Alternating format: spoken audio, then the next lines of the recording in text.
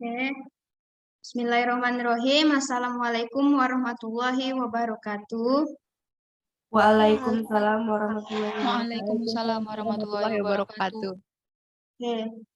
Pertama-tama, puji dan syukur saya ucapkan kehadirat Allah Subhanahu wa Ta'ala, Tuhan semesta alam, atas segala rahmatnya.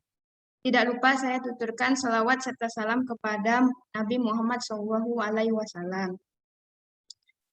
Saya akan memperkenalkan diri saya dulu. Nama saya Funjat Kamilia Kurniawan dan saya dari program studi D3 Tata Boga. Di sini saya akan melakukan kegiatan sosialisasi dengan tema pandangan Islam terhadap pacaran. Jadi langsung kita mulai saja ya.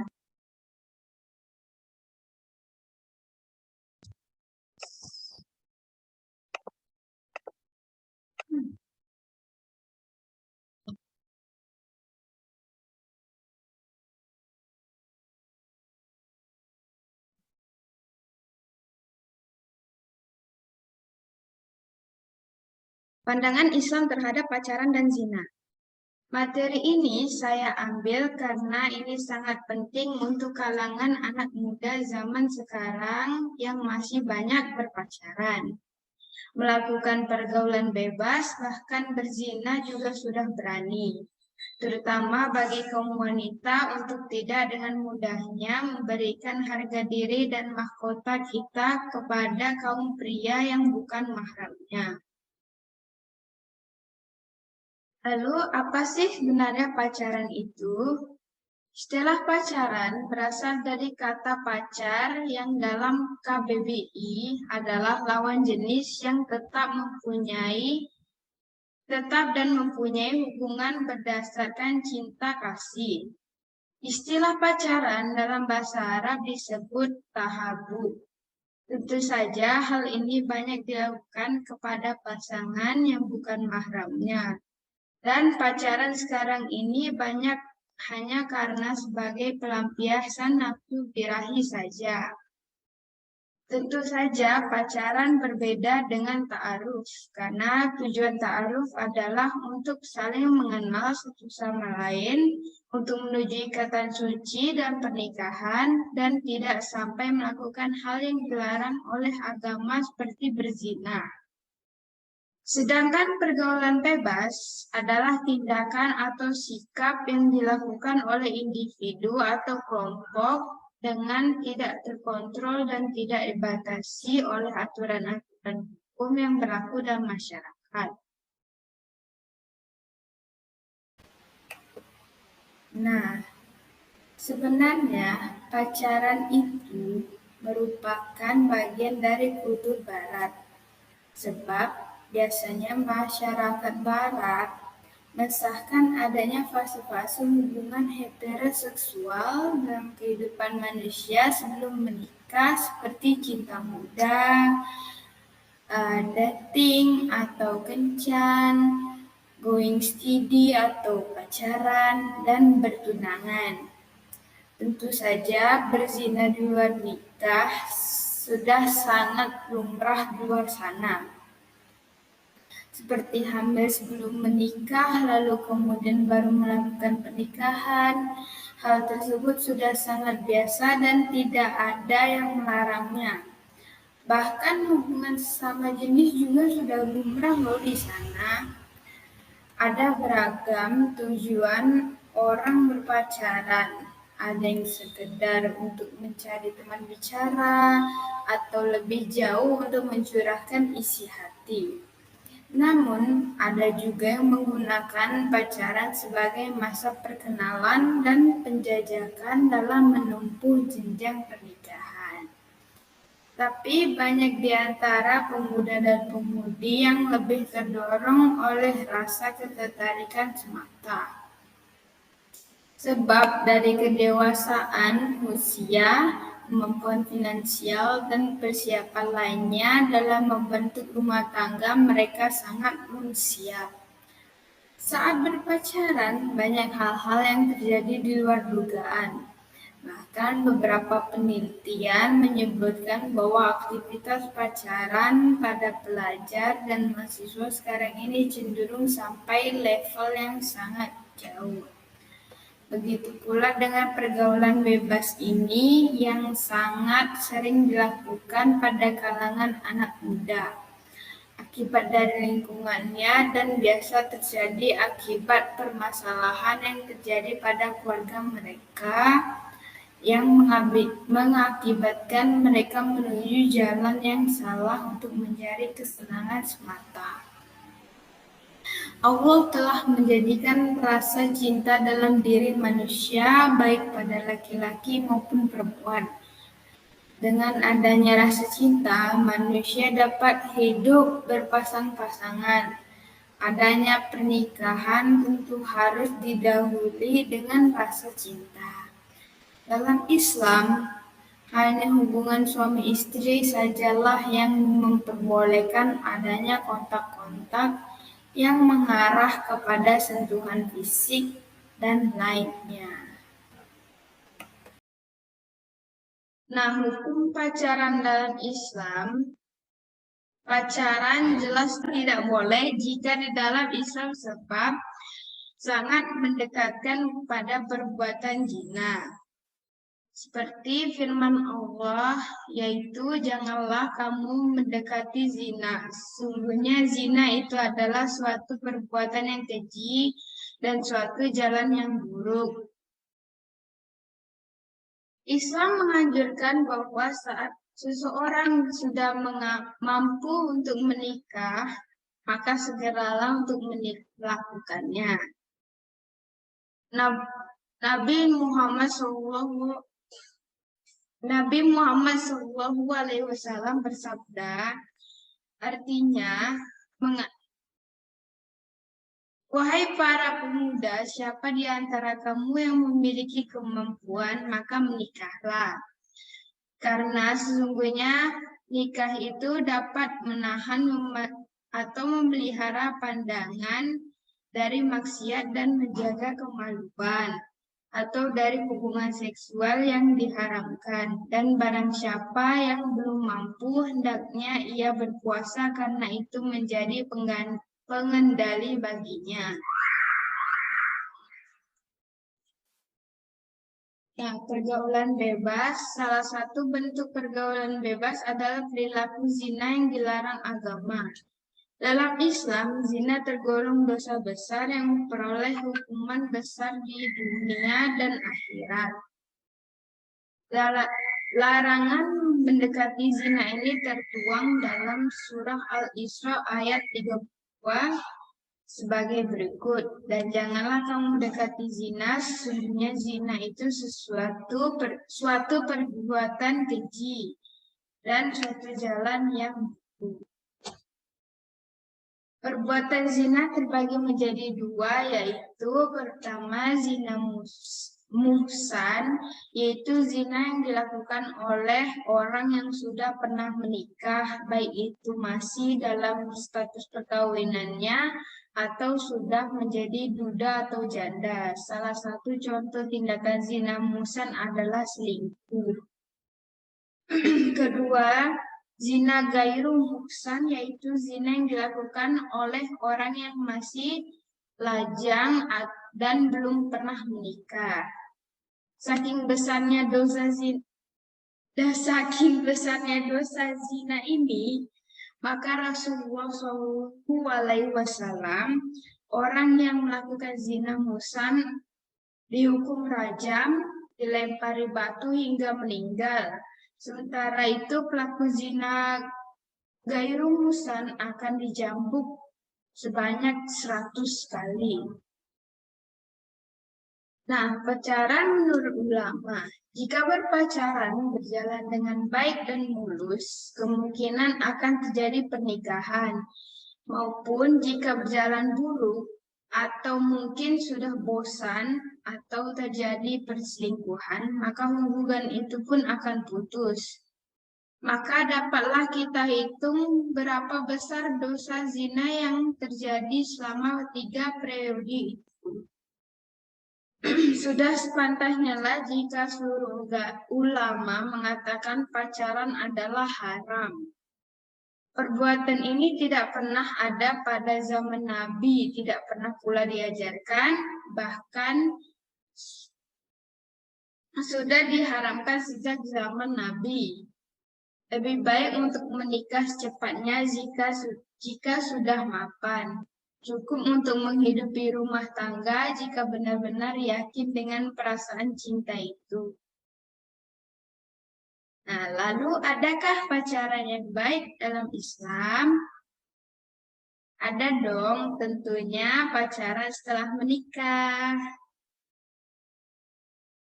Nah, cara menghindari pacaran yang pertama adalah mengingat Allah Subhanahu wa Ta'ala. Lalu kedua, memahami konsekuensi dari pacaran. Ketiga, memelihara pandangan. Keempat, memfokuskan perasaan kepada hal yang positif dan bermanfaat. Kelima, mempersiapkan karir atau masa depan daripada pacaran. Dan yang keenam, menghindari hal yang berbau pergaulan bebas. Baik.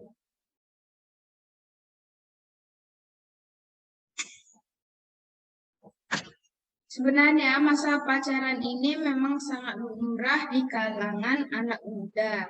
Saya juga tentunya pernah pacaran dong, tetapi ada baiknya untuk harus membatasi kegiatan itu dan juga ya jangan dilakukan lagi.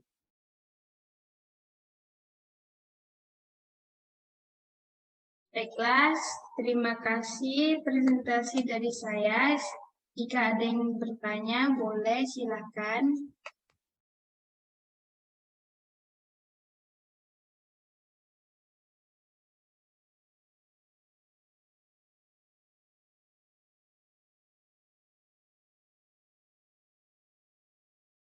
Ya, silakan, Kak Karin. Baik, pertama-tama terima kasih atas pemaparan materi yang sangat menarik bagi saya. Jadi saya punya pertanyaan yang sangat, menurut saya yang ini tuh sangat terjadi gitu di masa sekarang.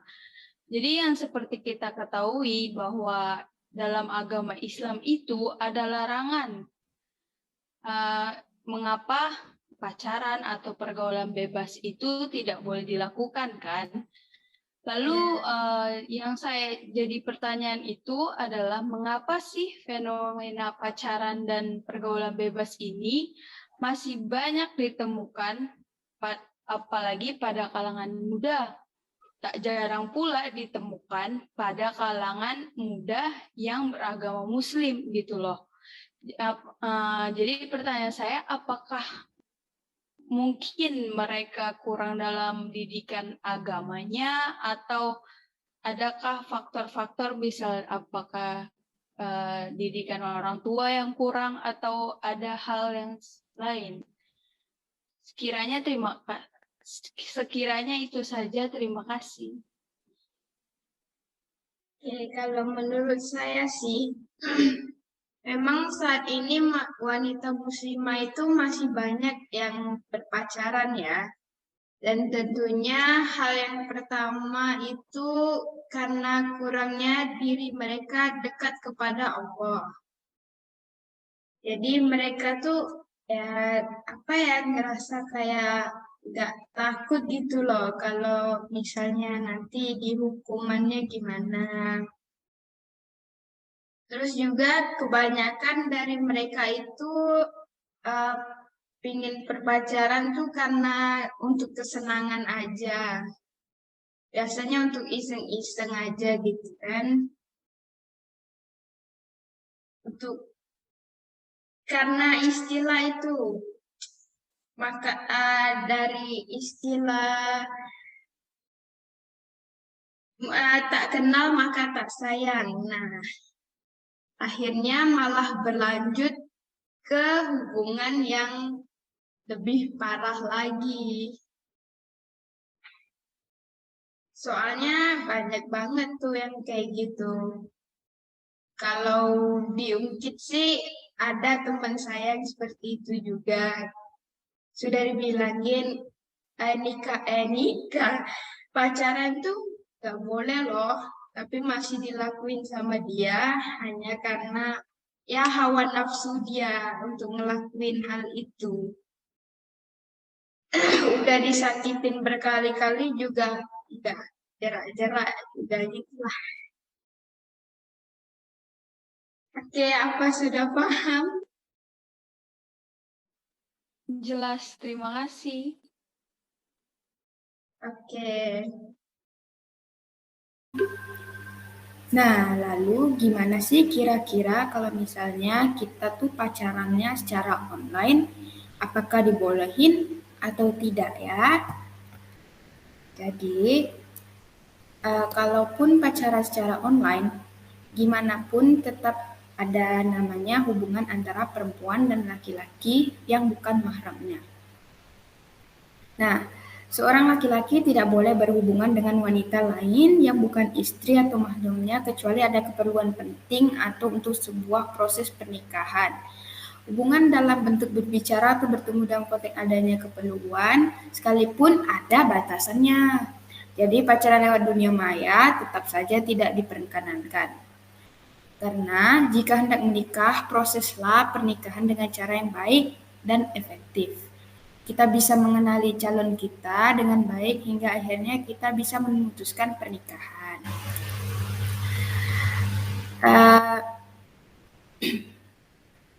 Saya kira semua itu masih relatif ya, dan sebaiknya ya untuk dihindari dengan apa yang namanya pacaran itu.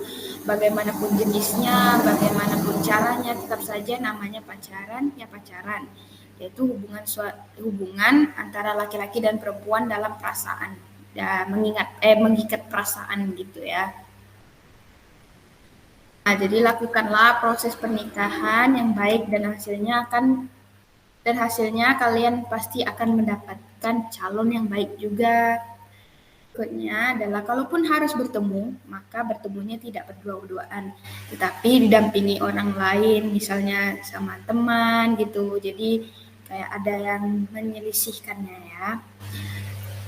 Atau mungkin perkenalannya bisa lewat perantara dari teman satu ke teman yang lainnya. Jadi kita bisa saling mengenalnya tapi nggak secara langsung. Jadi secara lewat perantara teman kita sendiri gitu loh.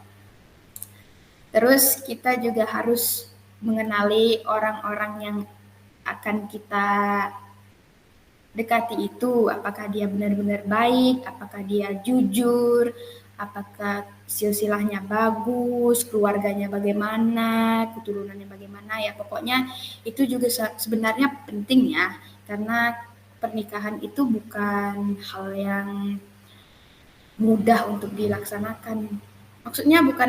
Maksudnya tuh gini, pernikahan itu bukan hal yang gampang untuk dilewati gitu loh. Jadi kayak misalnya ya banyak problem pastinya kan dalam dunia pernikahan itu. Jadi kita harus mengenali orangnya juga. Kalau misalnya orang yang gak baik dan kita menikah dengan dia, lalu akhirnya terjadilah hal-hal yang buruk juga di keluarga kita dan itu juga bisa berdampak kepada anak kita. Dan itulah juga bisa menyebabkan pergaulan bebas pada anak kita. Jadi anak kita tuh melampiaskan kekesalannya karena kesalahan kita yang mengurus mereka itu dengan cara melakukan pergaulan bebas gitu. Biasanya juga karena lingkungan sekitarnya gitu. Kalau temannya ngajak, dia mau aja karena selama ini kan orang tuanya nggak pernah peduliin dia dan dia akhirnya mau aja untuk ikut temannya melakukan apapun demi menghibur dirinya sendiri karena kekurangan kasih sayang dari orang tua tadi. Lalu kita juga harus menghindari kontak telepon dan sejenisnya secara berlebihan karena akan mengganggu hati yang membuat keputusan tidak jernih lagi. Dan lebih parahnya kebanyakan juga pacaran online itu ya, walaupun online, tapi biasanya yang laki-laki itu sering minta untuk gitu loh. Minta kita untuk memberikan foto kita ke dia. Nah, kita kan nggak tahu tuh foto kita diapain sama dia kan. Siapa tahu untuk dipergunakan ke hal-hal yang aneh-aneh, hal yang negatif gitu. Bukannya seuzon, tapi memang faktanya sering terjadi seperti itu. Terus juga kalau misalnya minta foto kita kan, kadang kita sebagai perempuan muslimah juga ya males gitu loh mau pakai jilbab kan ya. Jadi main foto-foto aja langsung dan kirim ke dia tanpa pakai jilbab dan akhirnya dia pastinya melihat aurat kita dan itu akhirnya membuat dosa juga dan berujung zina juga sebenarnya. Apalagi kalau misalnya video callan sambil teleponan gitu kan ya, video call gitu. Nah, itu pasti bisa menjurus ke hal negatif juga. Karena nggak semua orang video call itu dengan cara yang sehat. Banyak juga orang yang video call untuk melakukan hal-hal yang negatif seperti melampiaskan nafsu dia. Jadi seorang laki-laki ini sedang bernafsu misalnya seorang laki-laki itu lagi dalam keadaan nafsunya itu lagi tinggi. Dan kebetulan nih, oh saya kan punya pacar ya. Nah, saya mending telepon pacar saya aja deh untuk melampiaskan nafsu saya ini.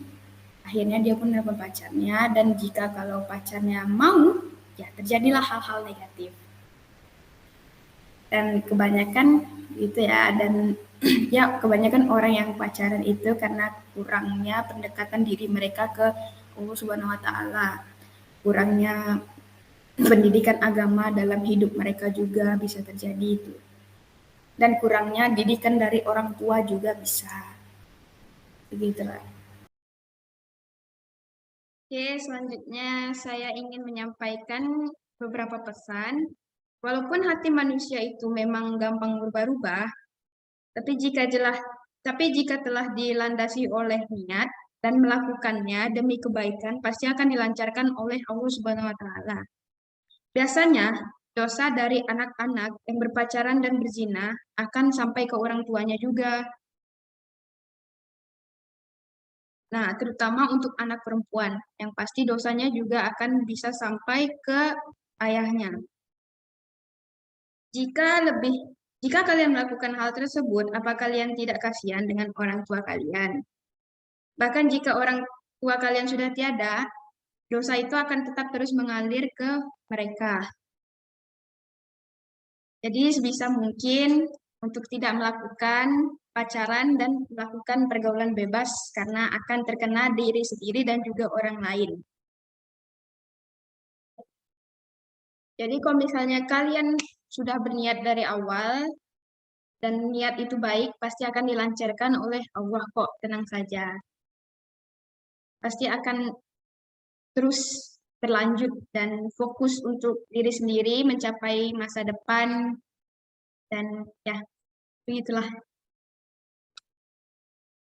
Selanjutnya kita akan selanjutnya kita akan mendengarkan sholawat Nabi sebelum menutup acara ini.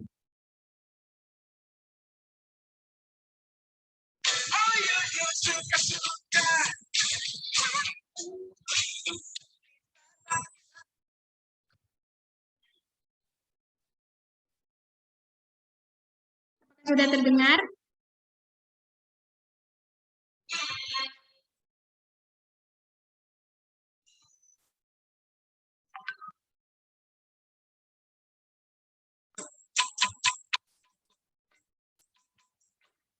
Ya Nabi salam alaika ya Rasul salam alaika ya Habib salam alaika salawatullah alaika ya Habib salam alaika ya Rasul salam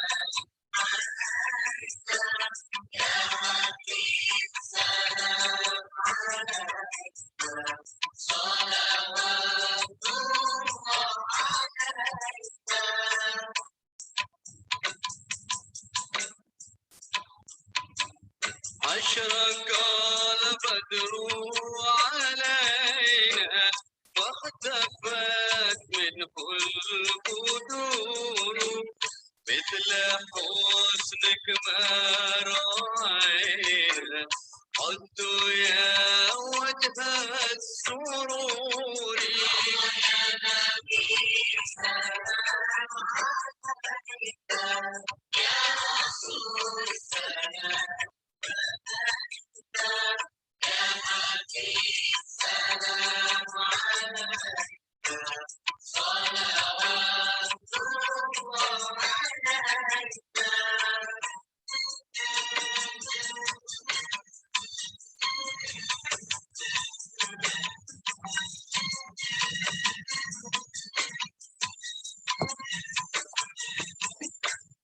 أنت شمس أنت بدر أنت نور فوق نوري أنت إكسر وضعي أنت مصباح الصدور يا نبي سلام عليك يا رسول سلام عليك يا حبيب سلام عليك صلوات الله عليك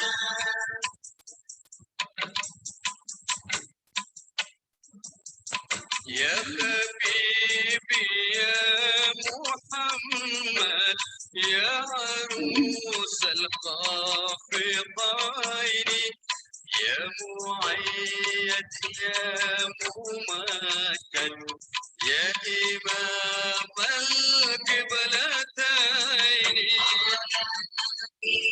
سلام عليك يا رسول سلام عليك يا حبيب سلام عليك صلوات الله عليك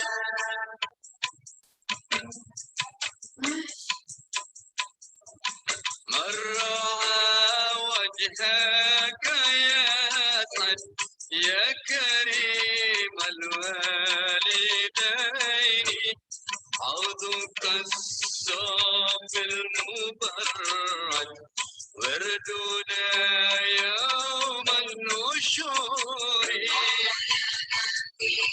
سلام عليك يا رسول سلام عليك يا حبيب سلام عليك صلوات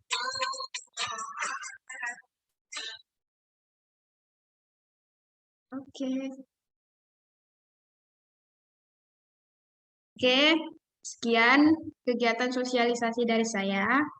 Mohon kurang lebihnya dimaafkan dan terima kasih yang sudah hadir di sini. Wassalamualaikum warahmatullahi wabarakatuh. Waalaikumsalam warahmatullahi wabarakatuh. Waalaikumsalam warahmatullahi wabarakatuh. warahmatullahi wabarakatuh. Waalaikumsalam.